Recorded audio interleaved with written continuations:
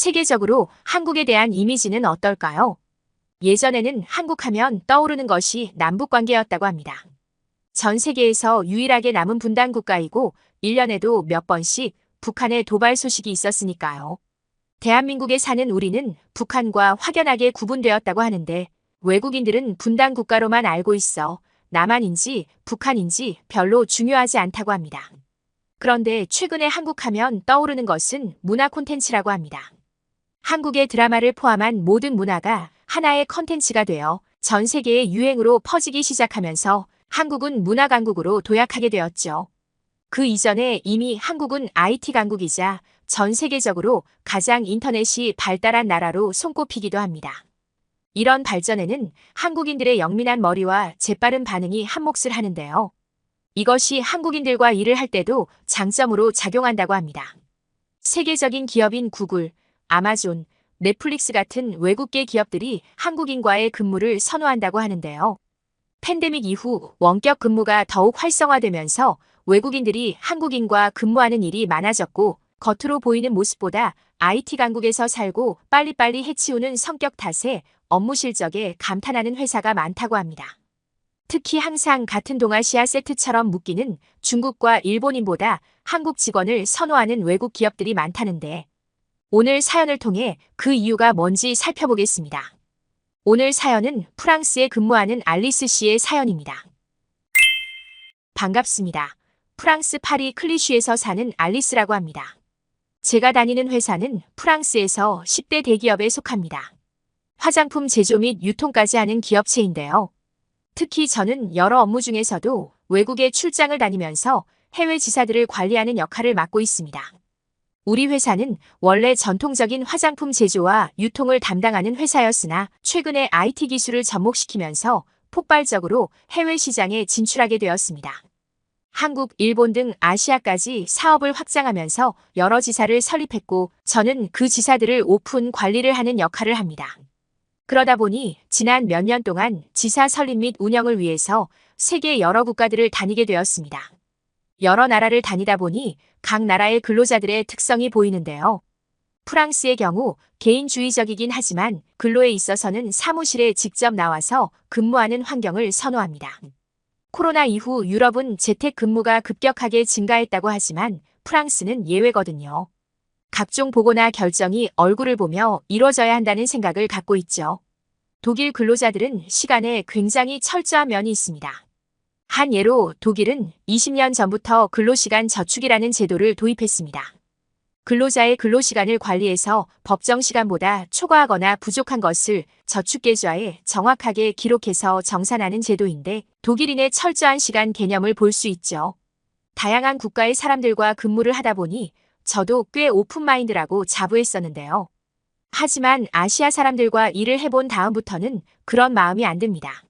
네, 저는 동양 국가를 별로 좋아하지 않아요. 아시아 중에 처음 출장을 간 곳이 중국이었습니다. 중국이 공산주의 체제를 유지하면서 무역을 오픈할 즈음에는 프랑스뿐만 아니라 전 세계가 중국 시장에 진출하다시피 했습니다. 엄청난 인구수 하나만 보더라도 매력적인 시장이니까요. 저는 세 번째 중국 지사 오픈을 위해 중국을 갔었는데 정말 힘들었습니다. 일단 언어 장벽이 너무 컸어요. 외국계 기업에 취직했다 하면 그래도 영어는 서로 조금씩 할 수 있어야 대화가 되는데 분명 어학 성적을 보고 인재를 뽑았다는데 실제 근무 환경에서는 대화가 안 되어 회의 때마다 통역사를 부를 지경이었습니다. 그리고 일을 지시하면 제 날짜에 마무리한 적이 없습니다. 일이 늦으면 늦다, 어려움이 있다 등의 중간 보고는 고사하고 결과물을 계속 안 줘서 물어보면 아직 시작도 안 한 경우가 많았거든요. 대기업을 아주 물로 보는 경향이 있었죠. 일이 진행될 리 만무했습니다. 일본 역시 좋은 기억이 안 나요. 하이 하면서 알겠다고 대답하고 열심히 일을 하긴 합니다. 하지만 방식이 조금 비효율적입니다. 요즘처럼 IT가 발달한 시대에 구식 방법으로 일을 하더라고요. 한 예로 엑셀 프로그램의 기능을 활용해서 1시간이면 만들 자료를 일일이 계산기로 계산하다 보니 퇴근 때까지 일이 마무리가 안 됩니다. 하지만 이들은 끝까지 시간을 지키려고 노력하기 때문에 야근이 필수가 되고 근무 시간이 정말 길어집니다. 근로자 본인에게도 회사에게도 효율적이지 않죠. 이렇게 안 좋은 경험을 하다 보니 저는 아시아 쪽 일을 피하고 싶었습니다.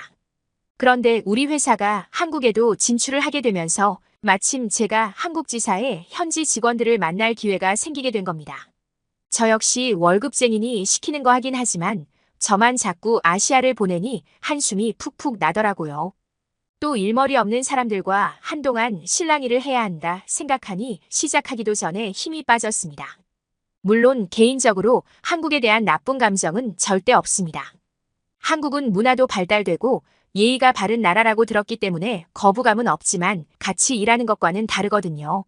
한국인이 똑똑하다고 얘기를 들어서 그나마 좀 낫지 않겠나 하는 신락 같은 희망이 있긴 했습니다.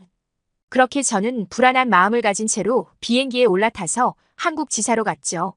그런데 제가 아무런 기대를 하지 않고 편견을 가지고 있던 것과 다르게 한국인들은 제가 가봤던 많은 나라 중에서도 굉장히 특별한 사람들이었습니다. 그들은 영어를 정말 잘 쓰고 있었습니다. 어학 점수만 있고 실제 말하기가 안 되던 중국과 달리 영어를 꽤 자유롭게 쓰고 있는 데다 발음이 확실히 다른 아시아 국가들과는 달랐어요. 중국은 성조가 발달해서 영어 발음도 그 영향을 받고 일본어도 받침이 없는 언어의 특성상 영어를 할 때도 받침 없이 발음되는 것이 있는데 한국은 원어민 수준의 발음 구현이 가능했던 겁니다. 나중에 알게 되었지만 되려 제가 한국어를 잘 못 배울 정도로 한국어 발음은 다른 언어에 비해 어려웠습니다. 한국어 자체가 다양한 발음이 있다 보니 상대적으로 영어 발음은 그리 어렵지 않아 한국 사람이 영어 발음이 좋은 거라는 생각이 들더군요. 한국인과 근무할 때 굳이 통역사 없이 직접 대화를 하니까 업무가 확실히 편했습니다. 그러나 한국인의 진가는 역시 IT 강국답게 컴퓨터를 다루는 능력에서 나타났습니다. 사실 컴퓨터를 다루는 능력은 아시아뿐만 아니라 유럽의 많은 근로자들도 잘하는 사람이 거의 없습니다. 단순 합계나 평균 정도 낼 줄 알지 엑셀 프로그램에 있는 함수라는 기능을 써서 일을 신속하게 처리하는 것을 바란다는 것 자체가 무리입니다. 하지만 한국인들은 마이크로소프트 오피스 프로그램은 웬만하면 다 다룰 줄 알고 있었습니다. 심지어 엑셀 프로그램 중에서도 고급 기능인 비주얼 베이직 프로그램을 사용하여 원하는 프로그램을 직접 만들어 쓰는 사람도 있더군요. 경력이 많은 사람도 물론이거니와 20대 신규 직원도 저보다 빠르고 정확하게 프로그램을 잘 활용할 줄 알았습니다. 그래서 업무 시간을 반으로 줄일 정도로 프로그램 사용 스킬이 높았고 줄어든 시간만큼 다른 업무를 추가적으로 하다 보니 생산성이 높은 건 당연한 결과였죠. 그러던 어느 날 굉장히 중요한 업무를 처리해야 하는 일이 생겼습니다. 저희가 서비스하는 어플리케이션의 한국어 버전에 심각한 버그가 생겨서 저는 직원들에게 다른 일은 제쳐두고 일단 이 문제부터 빨리 해결해야겠다고 지시를 했습니다. 제 오랜 경험으로 생각했을 때 한국인들의 빠른 작업 속도를 고려해도 총력을 다했을 때 최소 사흘은 걸리는 일이었죠. 일찍 해결되면 좋지만 혹시라도 하는 생각에 본사에는 4, 5일 정도 프로그램 에러 수정 기간을 요청했습니다. 그리고 한국 지사의 직원들에겐 최대한 빠르고 신속하게 프로그램 문제가 해결될 수 있도록 요청했고 기간 내에 끝나면 그만큼의 자유시간을 주겠다고 약속까지 했죠. 저의 간절함과는 달리 한국 직원들은 시큰둥했습니다. 저한테 잠시 주목하는 듯 하더니 금세 본인들 할 일 하느라 다시 모니터를 봤죠. 하지만 뭔가 빠릿빠릿하게 체크를 하는 모습을 보여주긴 했습니다. 그런데 이튿날 점심 이후부터는 직원들이 좀 널널해 보이는 것이었습니다.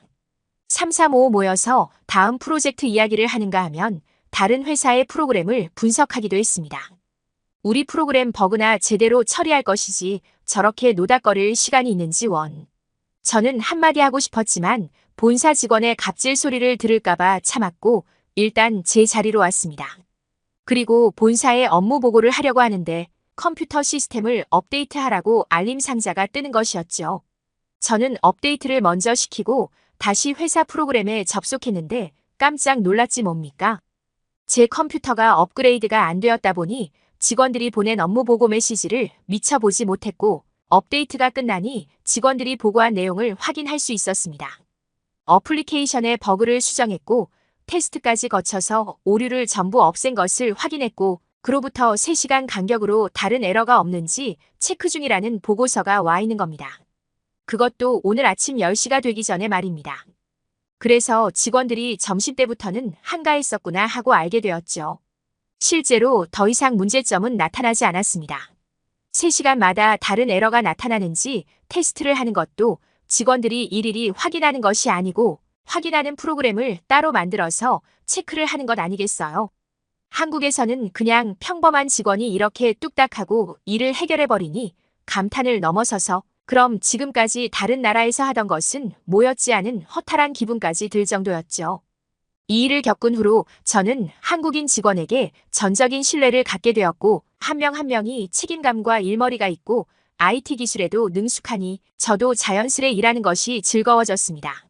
그래서 아시아 출장 최초로 예정보다 일주일이나 일찍 일을 마무리해서 프랑스로 돌아올 수 있었습니다. 돌아오는 비행기에서 여러 생각이 교차했어요. 다큐멘터리에서 보던 가난한 한국, 전쟁 가능성이 높은 분단국가라는 이미지에서 문화강국, 콘텐츠 강국이라는 타이틀을 거머쥐기까지. 이들은 얼마나 기를 쓰고 발전을 갈망했을까 하고요.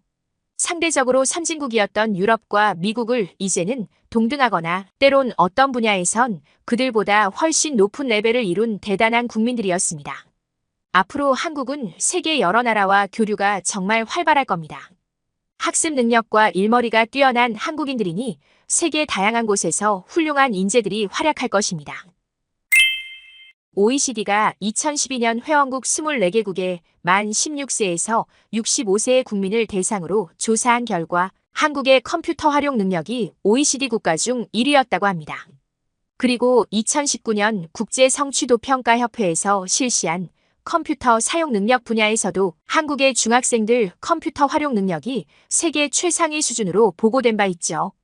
알리스 씨도 말씀하신 것처럼 한국인의 영민함과 근면 성실함, 빠른 태도가 있었기에 경제 발전을 넘어 문화 강국까지 갈 수 있지 않았을까요? 감동 돋보기가 준비한 이야기는 여기까지입니다. 끝까지 시청해주셔서 감사합니다. 구독과 좋아요는 영상 제작에 큰 힘이 됩니다.